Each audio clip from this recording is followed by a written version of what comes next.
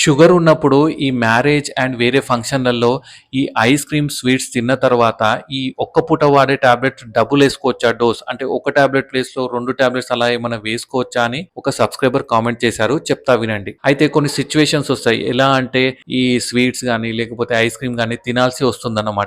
అలాంటప్పుడు మీరేం చేయాలంటే ఈ టాబ్లెట్ మాత్రం డబుల్ అట్లా అయితే అస్సలు ఏసుకోకూడదు. అలా ఏసుకుంటే షుగర్ అనేది లో అయ్యే ఛాన్సెస్ ఉంటాయి. అలా మాత్రం అస్సలు ఏసుకోకండి. దాని ప్లేస్‌లో మీరేం చేయాలంటే ఈ ఐస్ క్రీమ్ ఒకటే స్కూప్ తీసుకోవడం, లేకపోతే స్వీట్స్ చాలా తక్కువ మోతాదులో తీసుకోవడం అలా చేయాలి. దాంతో పాటు ఏంటంటే నెక్స్ట్ మీల్ ఏదైతే ఉంటుందో ఇప్పుడు ఎగ్జాంపుల్ మీరు ఐస్ క్రీమ్ తిన్న తర్వాత ఇప్పుడు నైట్ టైమ్ భోజనం చేస్తారు కదా! ఆ టైంలో ఈ రైస్ ఐటెమ్ ఒక 20% తగ్గియడమో, లేకపోతే ఈ చపాతీ ఒక హాఫ్ చపాతీ గాని, 1 చపాతీ తగ్గియడమో అలా చేస్తే ఏంటంటే ఈ క్యాలరీస్ అనేది బ్యాలెన్స్ అయిపోతాయి. సో, మీకు షుగర్ అనేది ఎక్కువగా స్పైక్ అవ్వదు. అండ్ అదే కాకుండా ఈ స్వీట్స్ గాని, ఐస్ క్రీమ్ తిన్న తర్వాత ఒక 10-15 మినిట్స్ వాకింగ్ అనేది చేయాలి. సో, దీనివల్ల పోస్ట్ మీల్ స్పైక్ అనేది ఎక్కువగా ఉండదు. బట్ మెయిన్ ఏంటంటే ఒకవేళ మీ షుగర్ గనుక కంట్రోల్‌లో లేదంటే మీరిలా ఐస్ క్రీమ్స్ గాని, లేకపోతే చాక్లేట్స్ గాని, లేకపోతే స్వీట్స్ ఇవేమైనా తీసుకుంటే మాత్రం షుగర్ ఇంకా ఎక్కువగా స్పైక్ అవుతుంది. అలా మాత్రం అస్సలు చేయకూడదు. ఈ స్వీట్స్ ఇవి తిన్నాక మాత్రం మీరు ఒక 1-2 డేస్ మాత్రం డైట్ కొంచెం టైట్ చేస్తే సరిపోతుంది. అర్థమైంది గదా! మరి మీకు కూడా ఇలాంటి డౌట్స్ ఏమైనా ఉంటే కింద కామెంట్ చేయండి. Thank you.